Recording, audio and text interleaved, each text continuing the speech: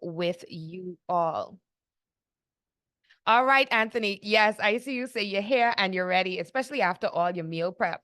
I know how you do it because the amount of bread that I saw you bake over the weekend was phenomenal. And I honestly wish that I had the fortitude as a single woman with no children to do what you did. And welcome Titta Carlene to the chat and to the session. It's always good to have the community here with us. And I see my soror Marguerite is in the building as well. And so Marguerite, it's so good to have you with us as well. Just a heads up, this session is being recorded. I make the sessions available through an unlisted YouTube link because I want persons that are interested or that want to catch up on some of the content to have access to it. I'm not yet ready to make it public for the world and sundry to have access to. But for those of you that decided that you wanted to take the time out and you wanted to spend time with me, I want to make it available for you. If you want to share it with somebody close that you may be able to, or that somebody that may find value in it. I also have it available so that you'd be able to share it. But keep in mind that the link will be unlisted. And if you DM me, I will make it available. Having said that, I don't like to belabor it because it is a Tuesday afternoon or a Tuesday evening, and I know some of you are getting comfortable. But tonight's topic is about overcoming performance anxiety. And again, the intro is sometimes the most capable people face performance anxiety, which are feelings that tell you the feelings tell you that you're incapable. The feelings tell you that you're unqualified. The feelings tell you that you're unprepared or even unsuitable. And today, I just want to discuss some of those strategies that I use, especially when I'm faced with less than ideal circumstances. And sometimes the circumstances are ideal. However, I feel as though I'm not up to the challenge until I am forced to perform. And so, as per usual, our live stream courtesies are, if you are moving, please keep your cameras off. That's if you're driving or unsettled, simply because it is distracting for other persons that may have their stream in gallery view. I'd like to hear from you, but keep your microphones off during the conversation, unless, of course, I say, hey, I want your feedback on something. And then please raise your hand just so that I can acknowledge you so we don't have any confusion. When we record the streams, what tends to happen is there is a delay. And so I'd like to allow for the computer to realize that some of you are trying to talk, and so that it has a clear stream of what you're saying. And the last thing is, if there's a question that you would like to share while I'm completing a thought, please put it in the chat because my ADHD is going to deviate from the point I'd like to make. And so I may not execute the thought as clearly as I would like to because I am also thinking about how I want to address your question. Okay. All right. And here's a story time. So if you take a look at the screen, you're going to see that there is a photo of me standing atop two boxes. These are the boxes at the gym that we're using, and I'm doing a sumo squat. This was last year around about this exact same time. I had, for context, just come back from, I think it was South Carolina, where I was getting ready to perform, or where I had performed for South Carolina Carnival. What a lot of people don't know is that I normally travel by myself. On this particular trip, my manager did travel with me, but we were on two different floors in two different rooms in that hotel for obvious reasons, okay? While I was getting ready during my downtime, I had placed my phone on the nightstand in the bedroom, and I didn't have my smartwatch, which has a phone component on it, with me when I went to take a shower because, I mean, there's no reason for me to have it on while I'm in the shower. I stepped into the shower and I felt my life. I saw my life flash before my eyes because I was about to slip down in that shower. And the way that I was slipping down in that shower was in such a way that there was the possibility of me seriously injuring myself. And when I said seriously injuring myself, I mean, I went down and it felt like I was going down in slow motion. My head was about to hit the side of the soap dish. I don't even think it was a soap dish. It was about to hit the side of the tub. And if it had, I probably would have either had a concussion or I would have been knocked out completely. In those moments, I sat and I thought to myself some of the worst fears that I have ever experienced in my life. What's going to happen to me because I have this room locked up so tight that nobody's going to get in here. I cannot answer the phone. I'm not going to be able to crawl out of this tub to go and look for help. I am going to quite possibly be here and be injured for hours and hours and hours on end before anybody comes to look for me, even though my manager is here and he doesn't have the expectation of having to check up on me until the following morning. Thankfully, because I had been working out, I was able to break my fall to the point where I only had a slight bruise along my wrist, but nothing along the lines of what I had anticipated.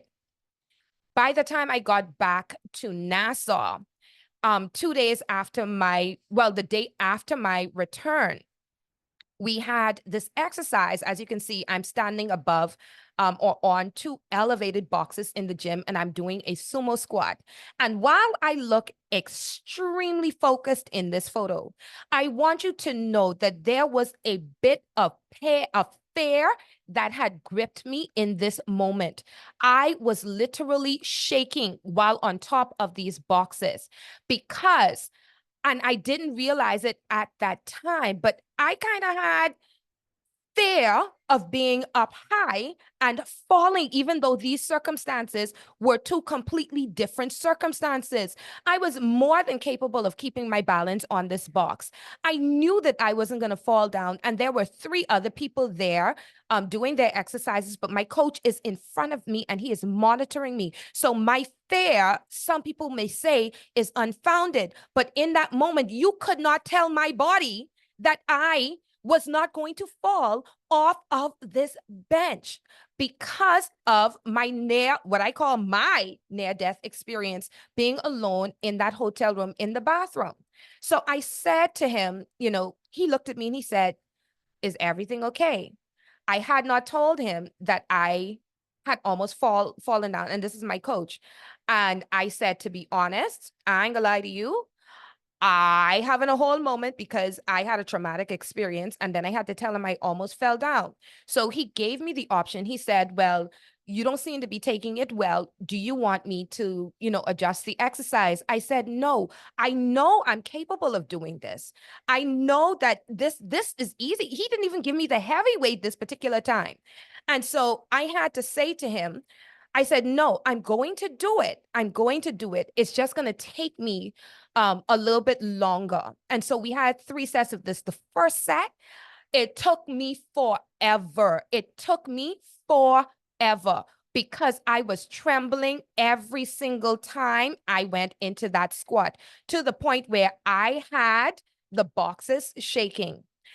And he was patient. The second time, it wasn't as bad. By the third time, I had locked in, and even though the fear itself was irrational, I still managed to complete it.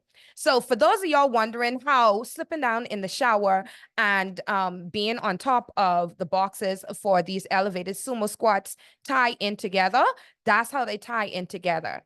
And our performance anxiety is somewhat the same.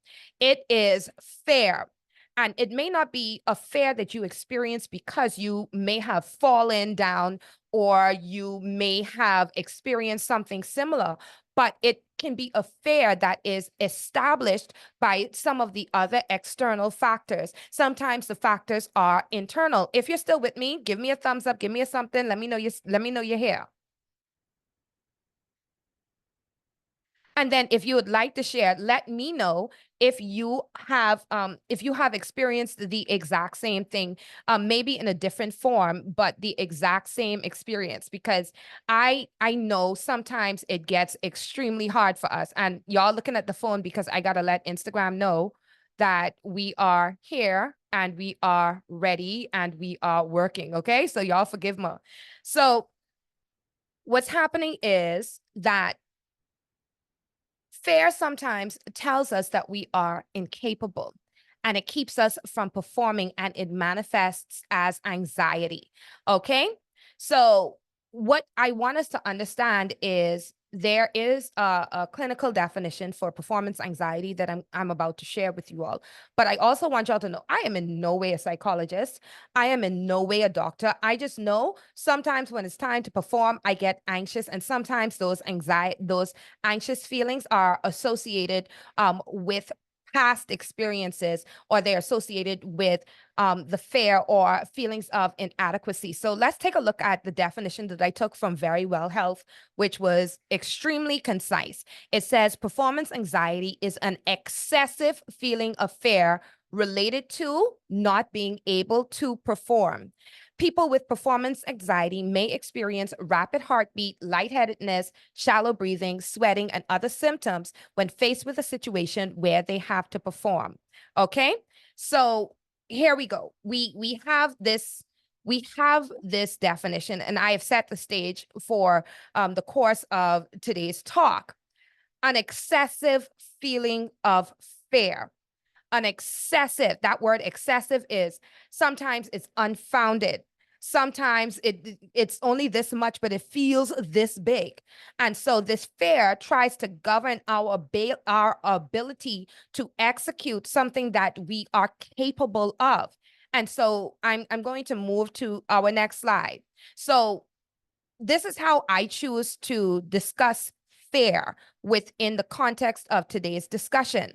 It is when your imagination runs wild. Remember, in the first example I gave, I started to talk about how I felt like nobody was coming. Nobody would know that I fell down. I might possibly have just unalived myself by accident, and there would be nobody there to see me. My imagination, I mean, although they were all very real points, immediately went to the very worst case scenario. For what? For what? So it focuses on your perceived shortcomings. Perceptions are those things that it's the way that you see. If I take my glasses off, I am nearsighted. I cannot see what's in the monitor in front of me, and I can make out the words on my computer, which is below me, simply because I have them written large enough. But you move anything far enough away from me with my glasses off, and my perception is completely off. I can't tell distance or anything. And it's the same thing with fear. Fear, it misconstrues or it hides your perception. It obscures your perception. It makes you feel as though your shortcomings are a lot more than they actually are. Because the truth is, we all have shortcomings. Sometimes I don't know which word I want to use in a particular case, but I will go through every word in the thesaurus until I get the right one for the context in which I'm speaking. And I want y'all to know that. Then fear also minimizes what you are capable of. So what it does in terms of increasing that anxious feeling is it tells you, hey, I mean, this little skill you have, that ain't important. That's not anything to look forward to. That's not something that you should be, you should be trying to magnify, because you are so bad at so many things. It's cheaper you just don't do nothing at all. So it minimizes your capabilities. And then it introduces a narrative of doubt, because the moment your shortcomings, the way that they are perceived, are amplified, and then your capabilities are minimized, all of a sudden you doubt your ability to do anything. If you agree with me, can I get a thumbs up? Can I get a something? Because to be honest, fear is the root of anxiety.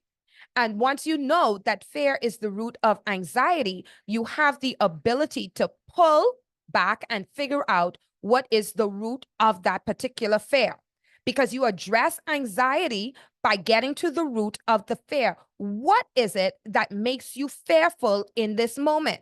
And I could tell y'all now, I could be very honest with you, my fearfulness was because of me falling down. And so we're going to continue to go along with the example. I can stay with this example of me falling down in the shower because I can need y'all to understand how serious the situation is, okay? So your anxiety then shows through your actions. These actions can manifest themselves in overthinking. Okay, what if this? What if that?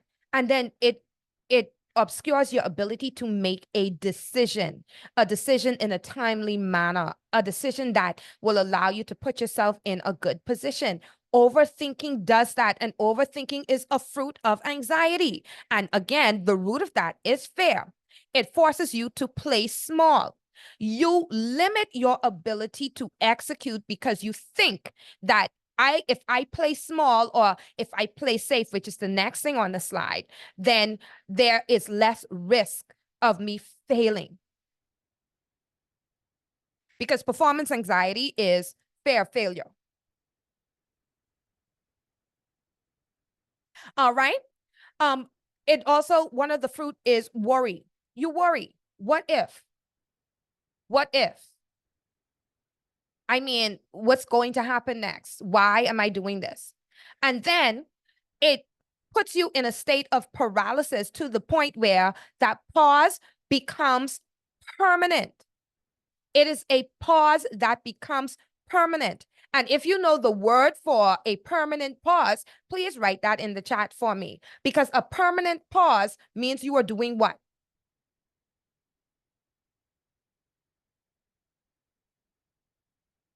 I know y'all have it. Thank you so much. Yes, one word is freezing. The next one is stagnation. Performance anxiety will keep you in a place of stagnation. It means that you are not going to move. When you pause permanently, if you put something on pause on one of your devices and you don't come back to that, guess what's going to happen? It's going to stay on that frame and it's going to stop. Thank you very much, Carlene, because that is another way to form a loop. And then you are wondering why you're not going anywhere. It is stagnation. I can't even say you are marking time because marking time serves a purpose. Marking time is a military term that means that you are standing in place until that music tells you it's time to move to something else. But you have a rhythm in your head and you will know based on that rhythm and the time that you are keeping that it's time to move on. But that means it means that you are doing something purposeful. But when you take a permanent pause, nothing is happening. And it is, again, the result of anxiety. Now, when do we feel anxious? Okay, I'll tell you some of the times I feel anxious. I feel anxious when I get new assignments. Let me tell you why. Sometimes the new assignments require skills that I feel are not my strongest skills. And a bit earlier, I said that you minimize your capabilities or you minimize your abilities, right? And these are things that, yeah, I may need to flex my muscles on a little bit. I may need to do them a little bit more, but it does not mean I cannot do it. Is it the thing that I do at 100%? Is it the thing that I specialize in? Maybe not. But the fact that it is something that is new for me to do means that I am capable of doing it sometimes at 50% proficiency. 50% is not a fail. 50% is average.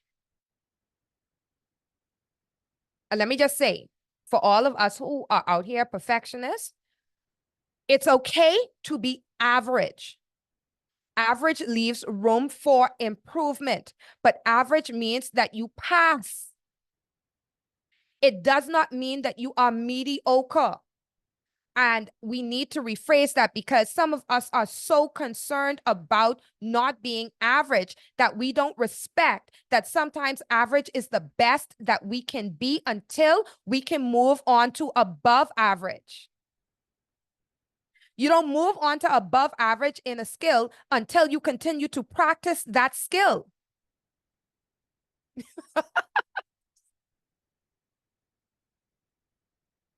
Everybody has to start something. So sometimes when I get a new assignment, I automatically say, oh, Bodine, you can't do this. And then I have to say, no, Bodine, what skills do I have?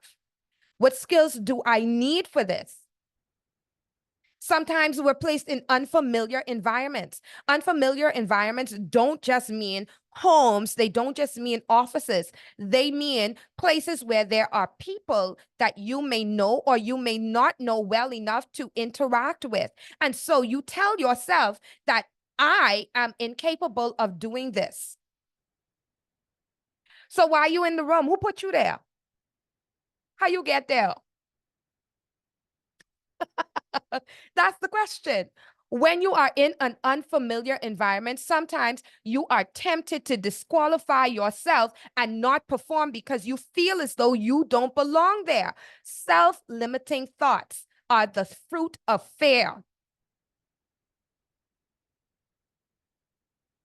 Anxiety is the root, or the root of anxiety is fear. Y'all gonna hear that word a whole lot simply because it becomes excessive the more you amplify it. Then sometimes, and unfamiliar environments, we go to introductions to people who we feel are superior to us.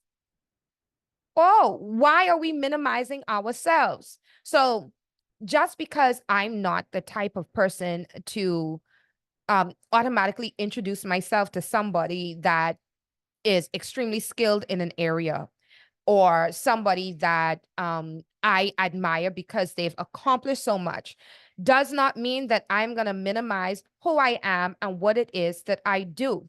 Baby, I could sing Mary Had a Little Lamb and its fleece was white as snow, the best in the nation. And when I walk up to you as the person that I admire, I am going to automatically say, hi, I'm Bodine, and I sing Mary Had a Little Lamb like no one has ever sung it, and it has offered me the opportunity to do X, Y, and Z. I don't care how small you believe the achievement is. Fighting that fear of anxiety means that you have to amplify the things that you are good at, the things that you are capable of, the things that you have accomplished. It does not matter how trivial people think it is. You would be surprised at how you amplifying the small things will open doors for you and open opportunities for you. Sometimes we have performance anxiety when people are watching.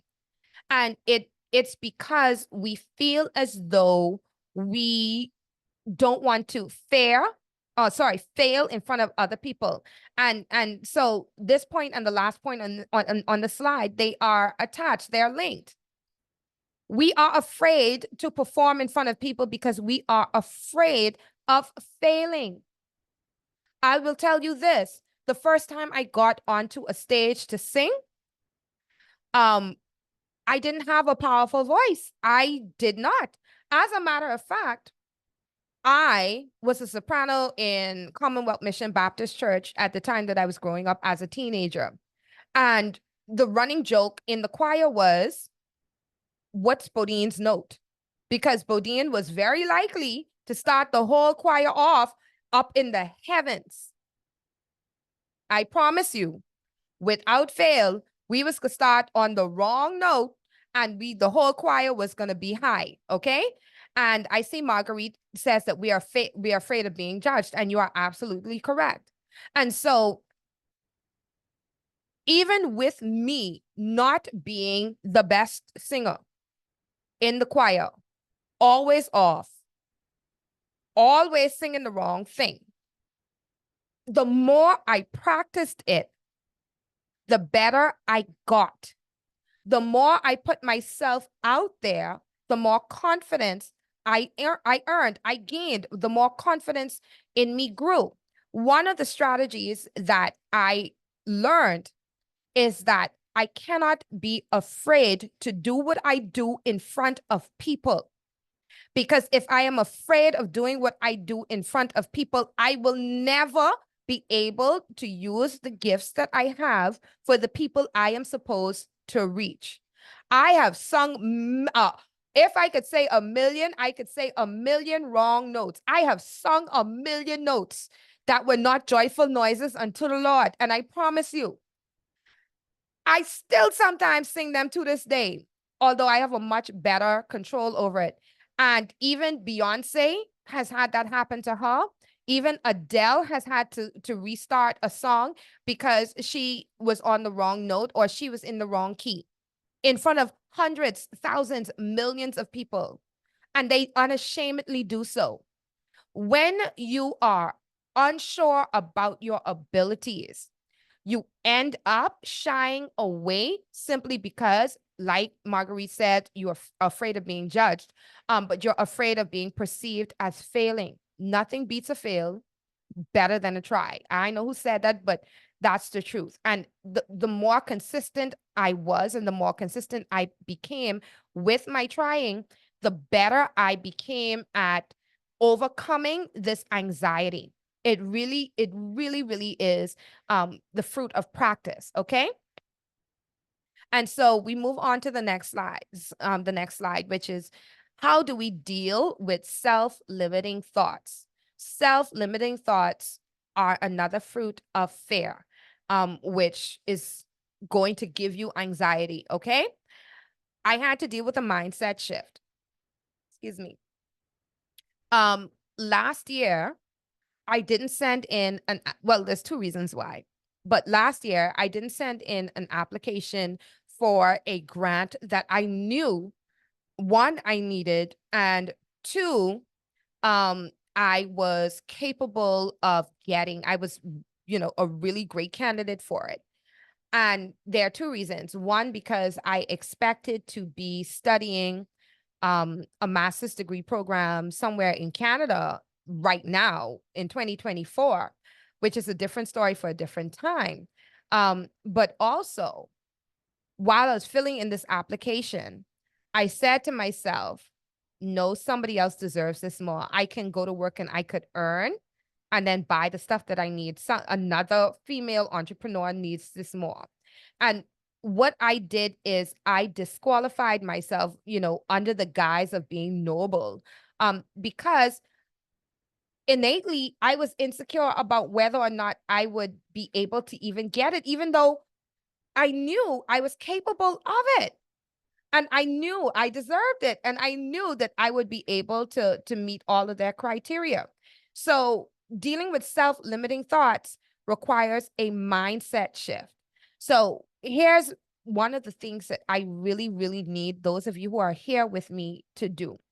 What I need you to do is I need you to write down the things that you have accomplished. Okay.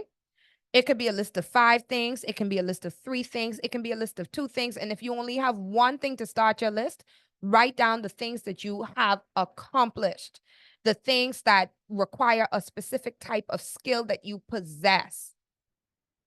And then I want you to kind of, branch out with them. And I want you to take note of the skills that it takes to get those things done. Because there are some skills I do not have. I could tell you that now. But there are some skills and some strengths that you do. And when I say a mindset shift, instead of minimizing those things, I want you to say it 300 million times over, especially under circumstances when you feel inadequate. I want you to say, I am excellent at A, B, C, and D. I am average at this, this, and this. But that means I can do it well enough to get by. And if I continue to practice it, I'm going to get better.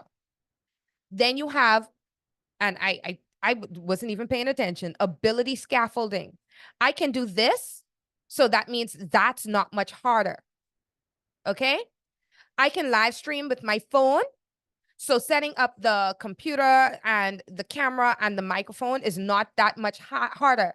I used to work in radio. That means TV is not that much harder. I understand input and output on the computer. That means that broadcasting for me is not that much harder. If you see things that you perceive to be difficult and outside of the realm of your skills and ability, and you kind of scale them. You look at it and you pick certain things and you say, okay, well, if I can do this, then that means that I can also do that. I can do this at excellent. This is the offshoot of that. That means that if I start at average, I can get better. That means that I can do that as well. And keep at that. Lean into the challenge. I find that when we decide that we're going to eliminate ourselves or sideline ourselves before we have had the chance to actively engage with what we want to do, we disqualify ourselves entirely. And there's no need for that. So just begin.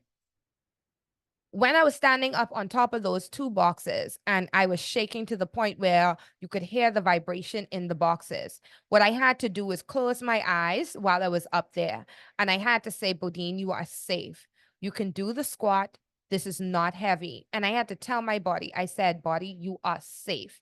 It is okay. You are in a place where you are balanced. Your muscles can handle this. Your body can handle this. This is what you are made to do. This is going to benefit you in the long run. You are going to be stronger. And again, by the time I got to that third set, the boxes under me were no longer shaking. My mind was no longer consumed with that particular fear. And when I stepped down off of those boxes, I felt a lot more accomplished. I did not feel defeated because I had completed the assignment that I was given at that time. Anxiety keeps you from doing things that you need to do. And so we move to what is, to be honest, the second to last slide, if I'm not mistaken. Performance is the fruit, but practice is how you propagate confidence. Okay. So I was saying that the root is fear. The trunk is anxiety, and anxiety shows up in a number of different ways. Well, guess what? The actions or the performance of the fruit of confidence, or the tree of confidence, is the way that you perform. And it is the quality of that fruit. That quality of that fruit is based on how you propagate that confidence. And you can only do that through practice. So Bodine don't have a, Bodine is not, I ain't a farmer. I ain't gonna lie. I do not take joy in being in the earth and stuff like that. I just, Carlene, you have any avocados? You have any dill? You have any herbs? What you have, like, cause she got it. She know what she doing. That is not my area of expertise. But I want you to know the way that you perform is based on how you propagate your confidence. Okay. And so that means that you have to practice. Performance anxiety, honestly, it's underscored when you don't practice to move from average to exceptional. And I might be approaching this, as some people may say, from a very frivolous place, but I could tell you, when I gave my first motivational speech, I was a teenager, and a friend of mine who was, I would say, a mentor at that time, a mentor of mine was unable to make a speaking engagement in Abaco for young people. So he picked up the phone and he called me and he said, hey, Bodine, I know you sing and you perform poetry. Are you able to do a, a, a, a speech for me in Abaco for Youth Month? You know, you are a youth. People see you on TV. I think that you would be a good fit. He already told me what I do and why I would be a good fit for what it is that I do without me even thinking about it. So you know what that means? That means that he started to propagate the confidence in me. And so when I went and I spoke about overcoming obstacles as a young person. And the more and more I did it, the better I became at it, because I wasn't even teaching yet. I think I maybe was like 19 and on this island, and they didn't pay me no money for it. But the point is, more opportunities came out of that because I began to propagate confidence by practicing and being intentional about the way that I contribute, and the way that I invest in myself and the things that I consumed. All right. Biblically, because I am faith-based, I am Christian. Biblically, the Bible tells us that whatsoever things are pure and kind and of good report and are lovely, think on those things. Performance anxiety is only fought by the way that you condition your mind as well as the things that you put into it. Again, what you think shows up in your actions. And so if you allow your fear to puppet you, you will never move because fear keeps you in a place of stagnation. It's the reason why that saying is frozen in fear. Okay? And so as we move now, we need you to remember to practice until the unfamiliar becomes second nature. Okay? At 44 minutes past 7 o'clock, the next steps for you. I want you to identify the thing that makes you uncomfortable.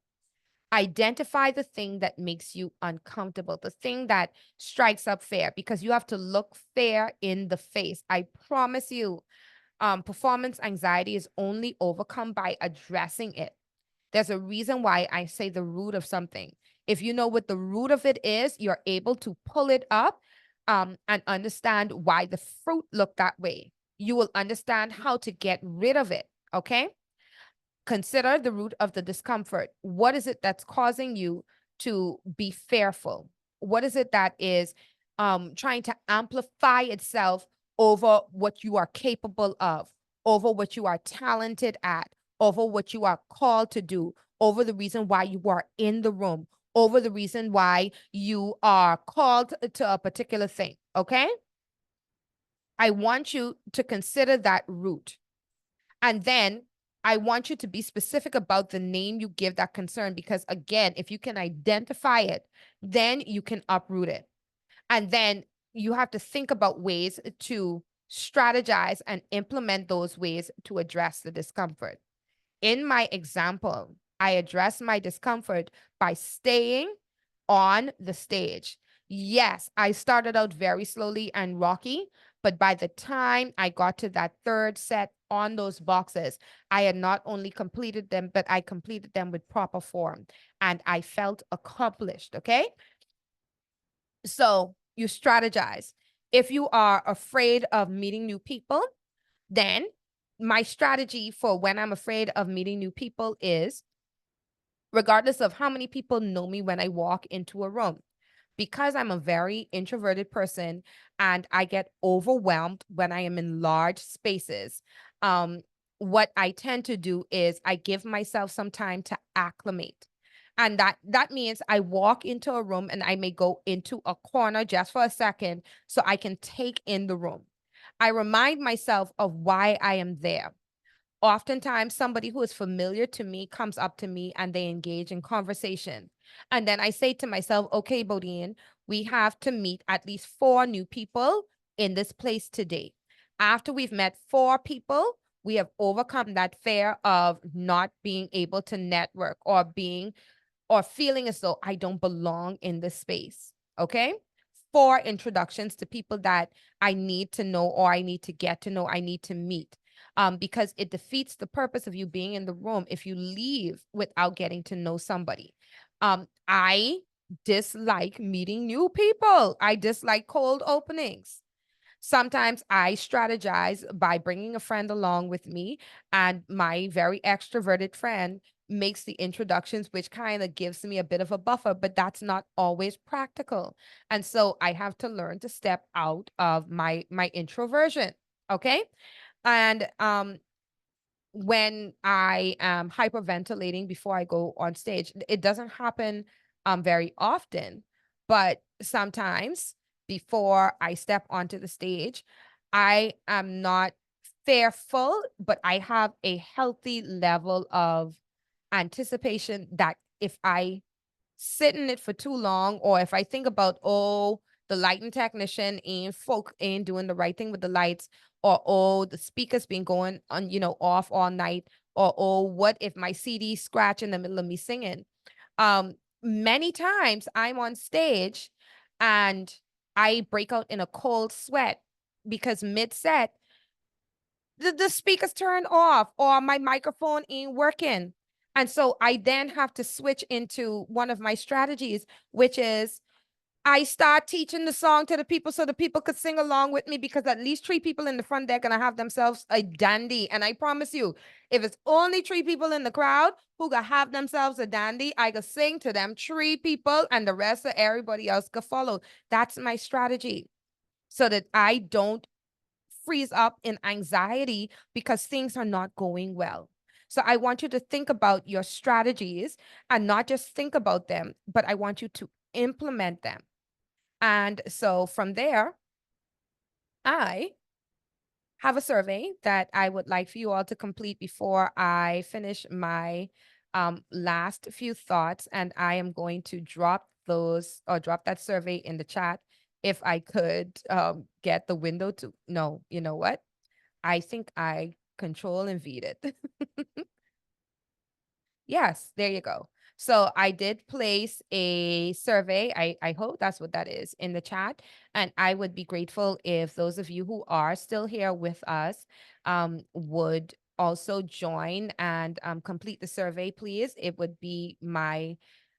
help me to know if I provide value for you, and also what I should be responding to. And if you have any questions, right now is the time to ask, and I would be very happy to answer those questions for you, because I believe in giving enough time for feedback. So in the meantime, I am going to answer 1 or 2 questions from the last Titta Talks I did, which was on um personal brand building, okay?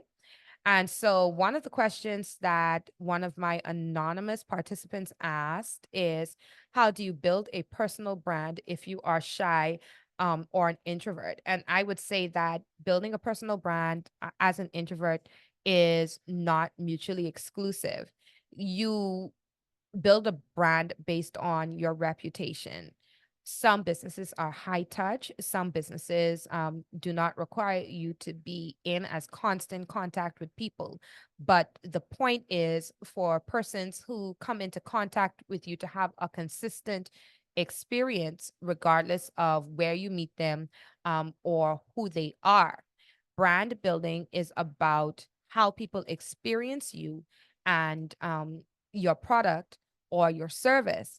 And then are they willing to tell other people about that product or service and the interaction? Because it's more about consistency and less about your personal disposition about things. The other thing is you will have to hire a team of people or get in contact with a team of people who can act as your emissaries.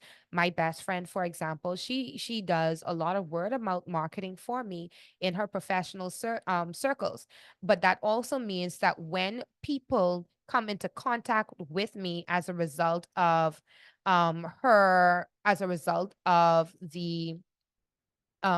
recommendation she's made, I have to deliver on what she has sold to them, because what she sold to them is not based on the fact that she is my best friend, but because as someone that has experienced my services, she knows that I am capable of what they have done, okay? Or what they are requesting. The next question somebody asked is, how do you remain relevant even after, as you said, not releasing a song for 15 months?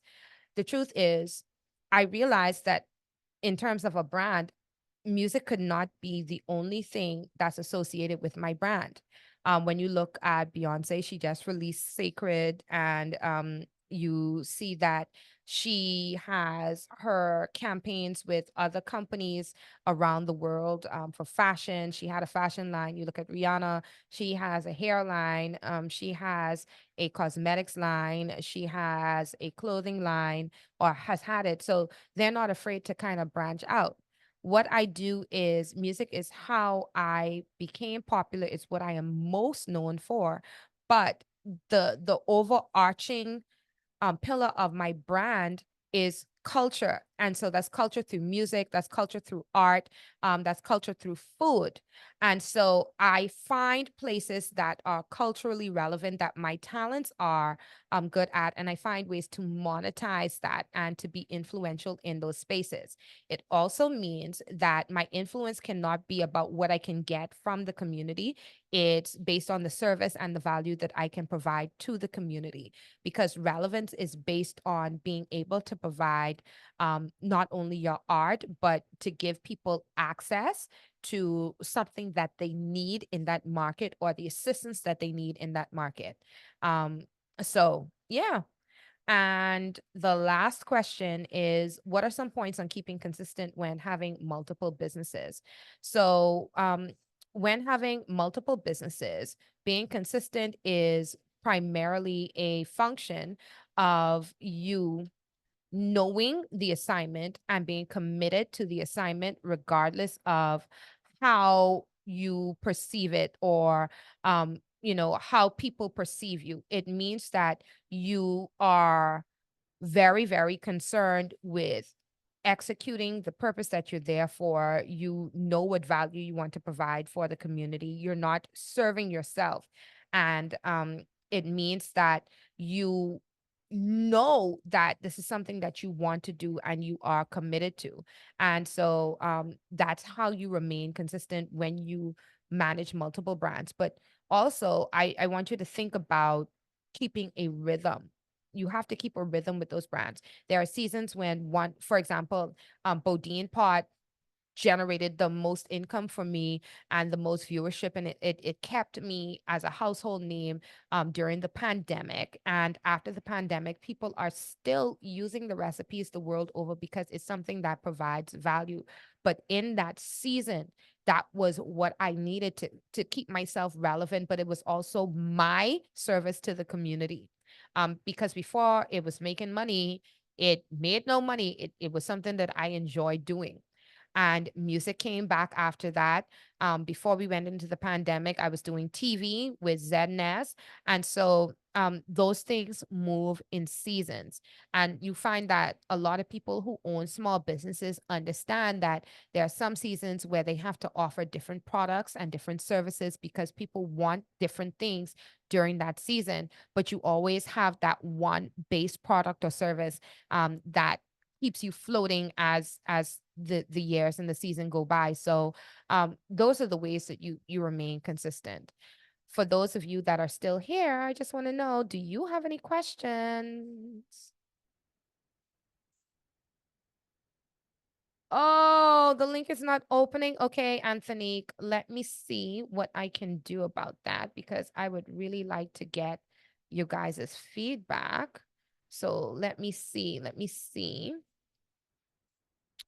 Just give me 1 second. And if not, if it doesn't open for you, then if you would just DM me a, what do we call it? Okay, see if that one will open for me, please.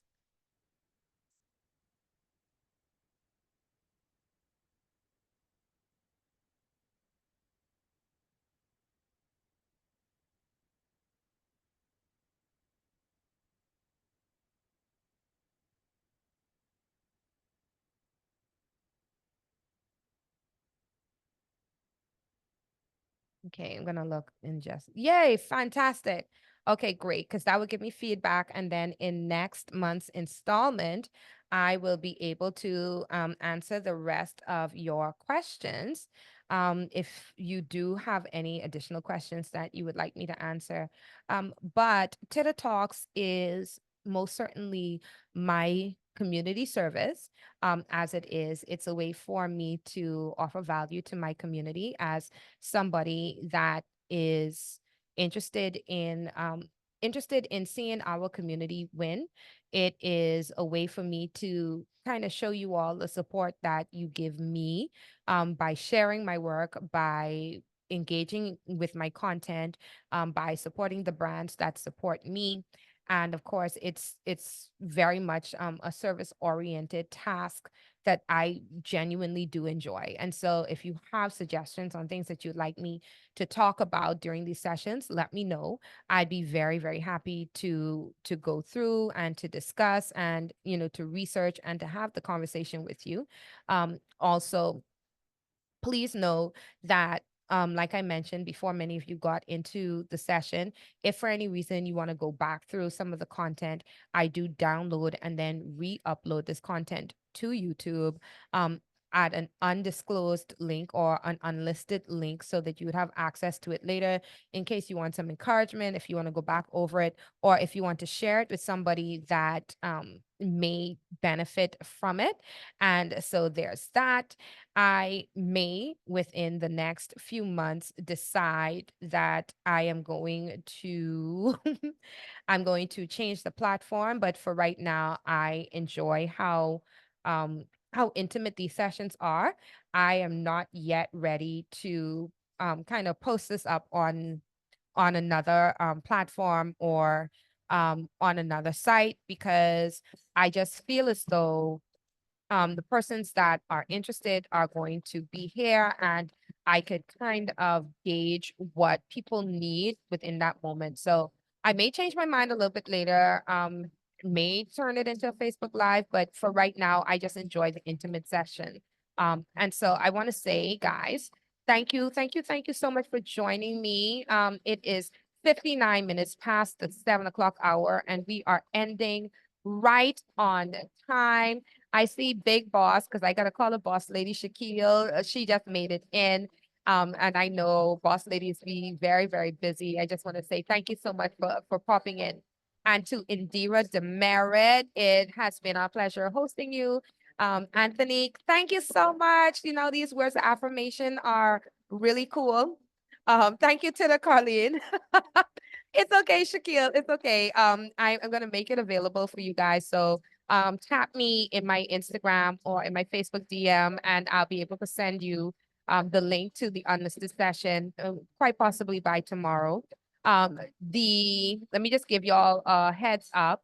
Tomorrow, because sometimes we miss out on some really, really great opportunities. Tomorrow, I am going to be enjoying 3 days. I took 3 days of vacation just so I could be here for AfriXM or Afrexim. Let me see if I can find it in my Gmail. I'm not going to share my my Gmail with you. But what's happening is there's the Afrexim Bank. They are hosting a platform called Owning Our Destiny Economic Prosperity on the platform of Global Africa from June the 12th to the 15th at Bahamar. So that's from tomorrow until Saturday. And so the convention is going to assist us with understanding the challenges in the global economy and how global Africa is going to respond. And if you know, then you know that we have a lot of ties that are being formed with the continent of Africa, and some of the trade investments are opening there. And so for those of us who are women in business, those of us who want to be women in business and international business, forums like these give us the opportunity to see what is happening. And then if you meet the right people, you may be able to be guided into a place where your talents, your abilities, your products, and your services can be best used.